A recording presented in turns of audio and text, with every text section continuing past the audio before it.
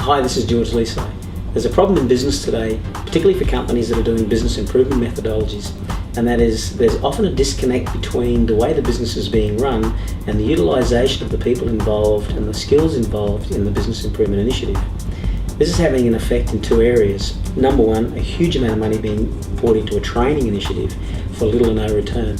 And number two, a huge amount of energy and effort being poured into it for little return for those people involved.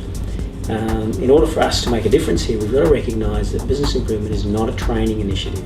It's an impact on the profit and loss statement and the balance sheet of an organisation if done properly.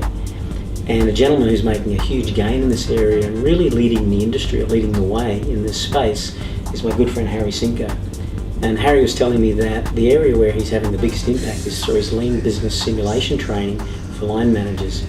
So Harry, what is a lean business simulation? George, it's simply an end-to-end, small-scale physical replica of a business, essentially, right, or a value stream for some people. Right. Now, I notice you use the word mining in it. How does this resemble the mining industry? Well, what we've done is we've actually created different elements of the physical mining process. So there's an extraction process, there's a area where there's some processing of material, also leads into logistics and delivery component.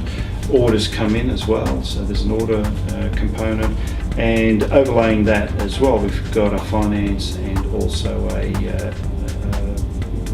equipment utilisation area to engineering essentially. Right. So you're saying people actually engage in the process and do the work that resembles what they do in mining? Everyone gets a job description, George. Everyone gets a job description. They've got KPIs they're responsible for, and they actually physically conduct certain activities throughout the process. How does this differ from other simulations? Well, a lot of simulations are paper-based. They tend to be the most popular, I guess, or the most prevalent. Other simulations are also largely focused on manufacturing. So one of the difficulties with our mining clients is that they don't quite see the relevance. Okay. And this is the reason we've come up with this approach. Yeah. Now, I notice you use the word mining quite a bit, and particularly in the labelling of it. As we know, the mining industry has its own peculiarities and specific issues. What kinds of problems or issues arise in the simulation that reflect what's happening in the workplace? I think the key one that people see is the understanding of prioritising across the entire value stream of a business, where the effort and energy needs to be put. So where the business improvement people need to be deployed to liberate the value. Can't they just go in their own area and improve that and don't worry about the rest of it? Well, see, George, this has been the age-old problem where we've spent a lot of time doing work, and whilst you improve that area, you don't actually liberate the value across the value chain. And so that's been the limitation. That's the key learning.